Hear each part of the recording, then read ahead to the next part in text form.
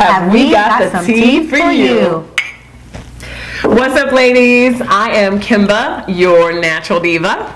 And I'm your sister girl, Dr. Barb. And together we are BK Naturals. So, what's up, ladies? Glad to have you back. Don't know if you checked out our first segment of the series, but this is kind of like video number 2, so we're excited to have you. Number 2. Exactly. So we're gonna introduce ourselves really quickly, because sometimes if you miss it, you're like, oh, who the hell are these chicks? Who that? Who that? Who that? Seriously. All right, so I'm Kimba, your natural diva. So why am I natural diva? Y'all need to like follow along, okay? Are you with me? So anyway, I've suffered with eczema and issues of psoriasis and skin drama and dryness for years since I've grown up. I've had allergies and it's always manifested on my skin. So since I was really, really little, I have always been on a quest to figure out how to take care of my skin naturally. I wanted to stay away from steroids. I wanted to stay away from chemicals just to ensure healthy skin health. You know, your skin is your largest organ, right? And beautiful skin you have, so you have found it. I figured it out. Let me tell y'all, it hasn't been easy. Ain't been easy, darlings. But again, I am always on a quest for more natural ways of doing things. You don't have to be necessarily vegan or all organic to do it well. But big up to my vegans and organic sisters, because I do hail you guys. It's amazing, and it's discipline that I don't have. I don't have that discipline. I wish I did. But what I can do is do the best for being as natural as I can.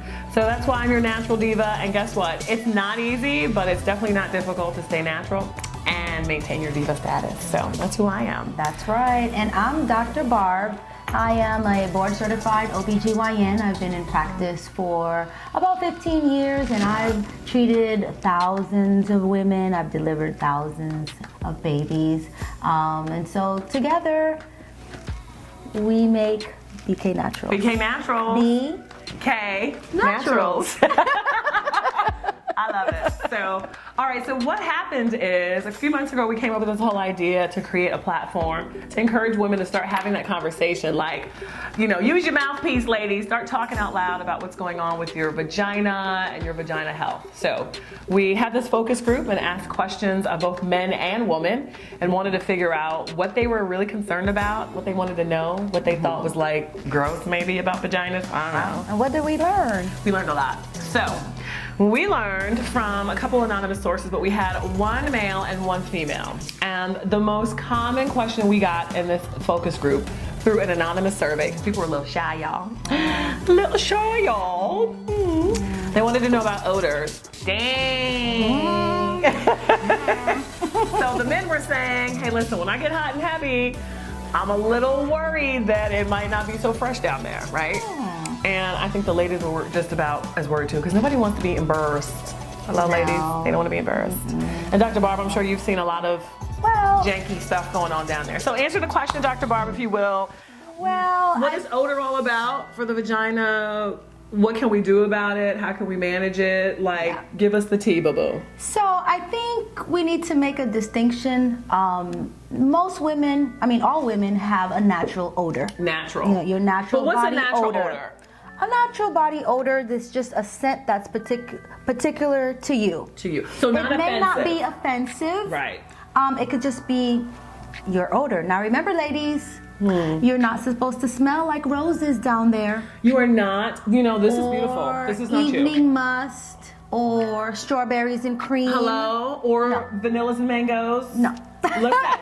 Listen, okay? If we wanted to be trees, maybe we'd be rooted, like right? We'd be rooted in the ground, but God. However, there are some smells that tend to be a little offensive.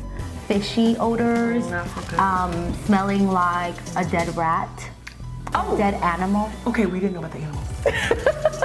I'm a little nervous. Divas don't smell like animals, ladies. Pay attention. Yeah, so making that distinction is probably the first thing that we need to do, whether it's just your natural body odor, or whether it's something that may indicate problems. There's a problem. Okay, so let's start with the problem. So what are the problems that can cause an offensive odor? Right, because we know if you're sweet and all that good stuff. Like, honestly, ladies, we're gonna keep it gutter, we're gonna keep it raw. Gutter. Holla at your girl, coming close. And guess what? It's not easy, but it's definitely not difficult to stay natural. and maintain your diva status. So that's who I am. That's right. And I'm Dr. Barb. I am a board certified OBGYN. I've been in practice for about 15 years and I've treated thousands of women. I've delivered thousands of babies.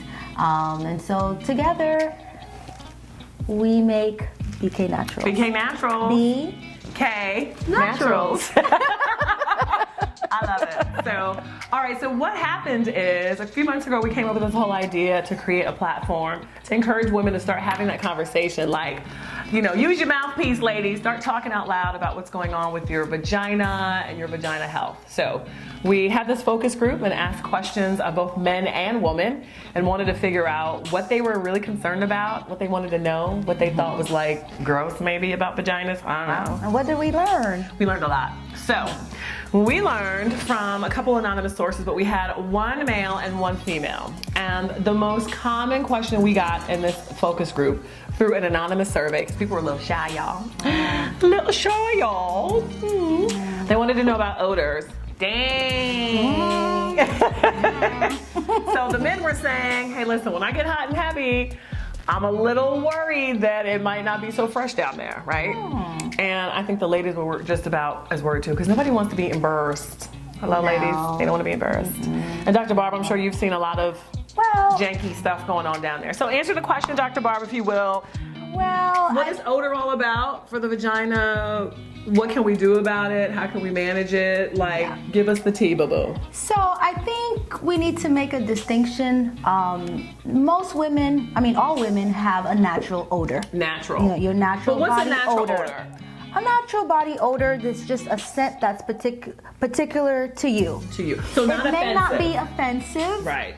It could just be your odor. Now remember, ladies, you're not supposed to smell like roses down there. You are not. You know, this is beautiful. This is not you. Evening must, or strawberries and cream. Hello? Or vanillas and mangoes? No. Listen, okay? If we wanted to be trees, maybe we'd be rooted, like right? We'd be rooted in the ground, but God. However, there are some smells that tend to be a little offensive. Fishy odors, smelling like a dead rat, a dead animal. Okay, we didn't know about the animals. I'm a little nervous. Divas don't smell like animals, ladies. Pay attention. Yeah, so making that distinction is probably the first thing that we need to do, whether it's just your natural body odor, or whether it's something that may indicate problems. There's a problem. Okay, so let's start with the problem. So what are the problems that can cause an offensive odor? Right, because we know if you're sweet and all that good stuff. Like, honestly, ladies, we're going to keep it gutter, we're going to keep it raw. Gutter. Holla at your girl, come in close. Girl, come in close. You need to put your fingers in your vagina. Every now and again, right? Off your cycle, days out of your cycle, whatever. And you should be able to come out. We're not talking about what it looks like, because that's another whole nother segment. Like, you know, the discharge, whole nother segment. But it should come out and it should not be offensive. Like, you should be able to do the sniff test. I'm just saying, right? Yeah. And you should not be offended by your own odor. If you are, it might be a problem. So let's talk about what might be going on if you do this, like once a month, like breast check, sniff check. I don't know, do something. Once a month. But if it's wrong, we can start a movement. Right. Once a month, right? Like once the breast checks. Yes, like your clinical breast exams. Yep. Y'all know. Self-breast exam once a month. Exactly. Check yourself out, specifically when you're healthy, because now you know what good looks like, right? Yes. According to your body. So if there's a problem and you're not happy, then what might that indicate, Dr. Barb? So let's start with that. So there are things that are happening on the outside. Okay. And then things that are happening on the inside. Okay, so as far as an external odor that may be coming just from the skin, it's not coming from inside of the vagina. Right. It could just be someone that's super active, involved in sports or at the gym, and you know, are walking around sweaty. Heavy sweaters. Okay, so ladies, let's keep it real. I live in Florida. So sometimes I'm in the car, it's hot, the AC, gotta be cranking. But if you're sitting there marinating for 9 hours and trying to go directly to the party, you might want to make a pit stop, just saying. Yeah. So there's that. There's that, marination. Controlling that, just keeping that area on the outside clean and dry.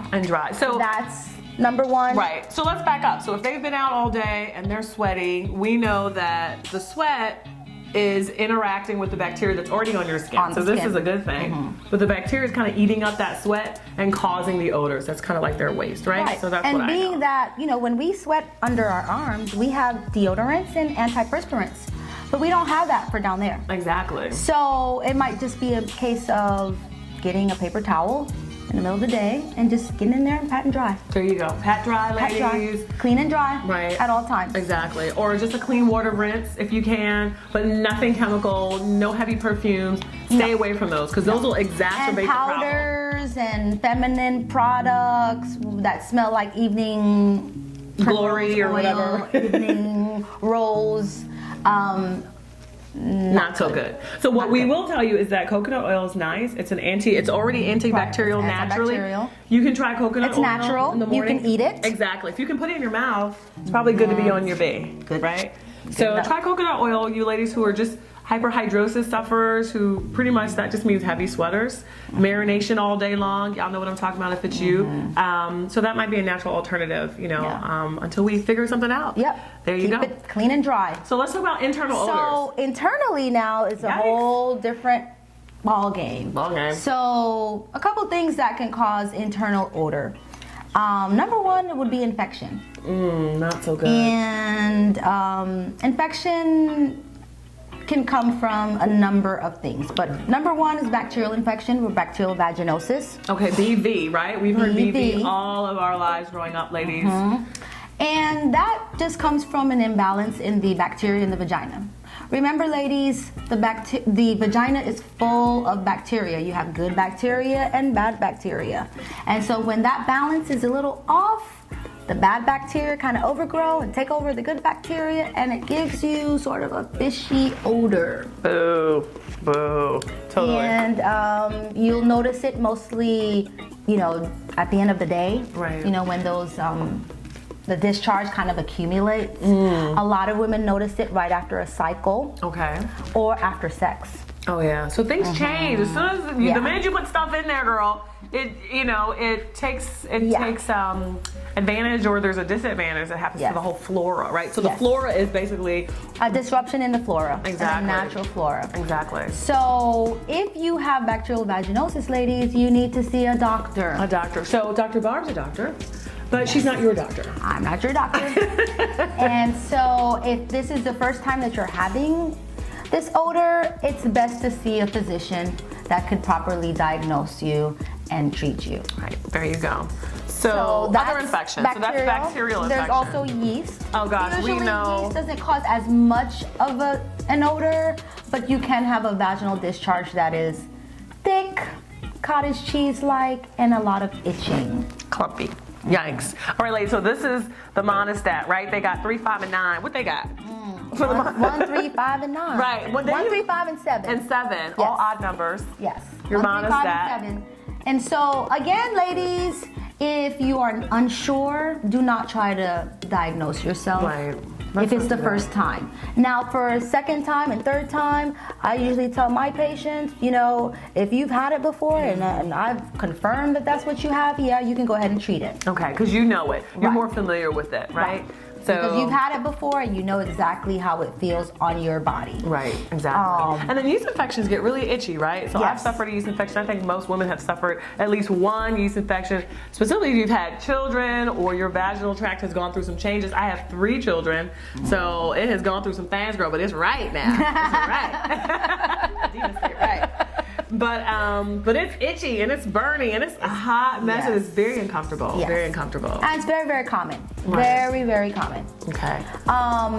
Third, we have STDs or sexually transmitted diseases. Y'all know all about the STDs, so Now, if you feel you're at risk for a sexually transmitted disease, either you have a new sexual partner, you have multiple sexual partners, or you are unsure of your current partner. and tell the truth, ladies. Some of y'all don't know what these men are doing, and honestly, I'm just to a point where you can't put it past anybody, right? So just be careful and just take care of yourselves. Is what I would say. And STDs do need to be diagnosed through a physician. So again, if you're at risk for that, that may be a cause of your vaginal odor. Vaginal odor. Okay. So let me ask you something. So, because this came up in the focus group, is it true, Dr. Barb, that you can get yeast infections from very wet and tight clothing? Is that a myth or is that a fact? Well, yeast love dark, moist places. Okay. So yes and no. Okay. Because people who are sweaty and don't necessarily always have yeast infections. Right, true. Okay. Again, it's that imbalance in the perfect. Now, yeast is a normal part of the vagina. Okay, Some people right. don't know that. So you have to have yeast. So you If do have yeast in small amounts in the vagina. Okay. So now when the good bacteria kind of dies down, the yeast can overgrow. I see. So that's when there's an yes. infection. Okay. And a lot of women get yeast infections after being on antibiotics. That's true. Ladies, Yeah. probiotics, if you're Right. ever on a course of antibiotics, the natural Diva, and I know Dr. Barb would Yes. certainly agree with me. I strongly recommend probiotics. Absolutely. Because again, it tries to restore the natural balance of bacteria, yeast in the vagina. In the vagina. And so maintains that normal balance. Exactly. And there are probiotics that are specifically for women in vaginal health. So Yeah. check those out too. And I understand based on my experience that the probiotics that are refrigerated are probably the best ones because they're live. Yeah. You have to have live bacteria. Kind of the similar way to you have live bacteria yogurts. The live bacteria probiotics are the best. So check out your local natural food store. All of them carry healthy probiotics. So check that out. Again, that's preventative. Okay, yes. Preventative. Once you've gotten these infections, generally you need to treat them, but to prevent them from coming back, the probiotics work awesome. Awesome, awesome. And lastly, the last cause, Of internal odors. retained feminine hygiene y'all, products. talk to me, somebody. No. Yeah. Okay. Unfortunately, I have seen it. So wait, too back many up, times. because I was too busy crying about it. So what you're saying, Dr. Barb, what I'm hearing you say is women are forgetting their tampons, right? Yeah. So Okay. And that was the naughty bell Okay. y'all just heard, okay? occasionally, a woman will forget that she put a tampon in. And she will just go about her business. Sometimes the strings kind of get caught up inside the vagina Okay. and they just forget. So she doesn't even see it hanging. And maybe a week later, I mean, there's a really foul Oh gosh. odor. It smells like a dead animal. So of course, because you left something in there, y'all. Come on, y'all. Okay, and now that is something that y'all need to check for. Hello. Okay, but how often is that happening? Seriously, like It out of doesn't every 10 happen. girls, like one girl. It doesn't happen frequently, but when Okay. it happens, it's quite dramatic. Oh, I'm sure. And who's getting that? actually- Are you getting that? Like doctors have to get that out? Usually because people come to me because they have a foul odor and they can't figure out why. All right, y'all, don't do my girl like that. Seriously, like, let's not do that. It's not right. Look at my Yes, face. Lord. It's not right. Yes. Talk to me, somebody. If you put something in, make sure to remember to take it out. There you go. Because again, actually, women have died from toxic shock syndrome. Yes, you all have heard TSS. That it comes from the use of anything insertable, particularly tampons. Exactly. So be careful about and that. so you can go into shock and die. Right. But if you don't, you still have that bad odor. Oh God. If you don't die, Lord have you mercy. will have. And then once it comes out, are they good? Or Yes, but usually they need to be treated with antibiotics because again, you have a foreign substance that's been sitting in the vagina Right. for a couple of days to a couple of weeks. and I'm sure your body attacks just like anything else. Yes, and so Anything it's that a it's not. very foul, familiar with. very foul odor. Okay, So usually let's not do that. we'll treat that. We'll take it out, and we'll treat that with antibiotics. And most of the time, most of the women that I've seen that have had that are extremely embarrassed. So women, save yourself the embarrassment. Hello. Check first. Check first. But again, if Check you have to any make sure. issues, holla at your doctor, right? So I wish you guys had Dr. Barb like I do, but holla at your girl. She doesn't bring her stirrups everywhere, I'm just saying. So no, we can't She see her. did try to have me pull out my stirrups on our cruise. On our cruise. I was Yes, like, girl, on our why? cruise. Girl, who? Girl, when? I was ready. So anyway, we're gonna check out Check here. out our last video for that story. Yeah. The love though. And comment below when you figure out that you know the story better than we do. So anyway, all So yeah, right. I think that sums up the big causes of vaginal odor. Okay. But if you guys have any questions, comments, please like and subscribe, and our social media links will be posted in the description box. So love you ladies, and as we always say, that's the T for the your B. B. Love you ladies, bye.